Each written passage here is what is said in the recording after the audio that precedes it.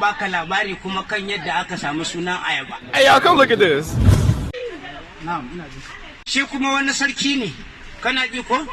Sarkin Jabu masallaci. Kana ji? Sarkin Gwari kenan. A lokacin da ake tunanin ya za a yi an shuka wannan 'yar itaciya, an zagaya baya sai wani bawan Allah ya zo da ita, ya tsinko ta guda ɗaya, sai ya zo da ita fada. Sai ce ranka ya daɗe zaki ga wannan aba ko idan ka ce zaki me kake nufi? ina nufin mai sarauta kenan. Ai zaki a daji aka san zaki, yawwa mai sarauta kenan. Zaki ba iya daji yake sarauta ba kenan. Ai na ai a gari akwai zaki, yawwa kana ji.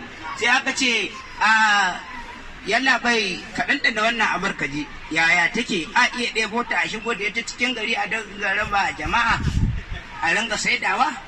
Sai ya ce mu gani.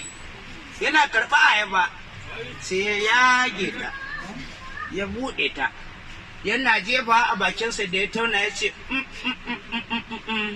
wannan 'yar itaciya ayaba mata, ayaba mata.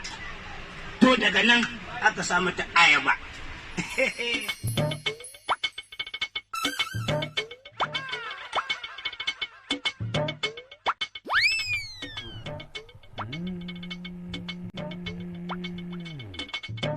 Yi mashi bulala 10.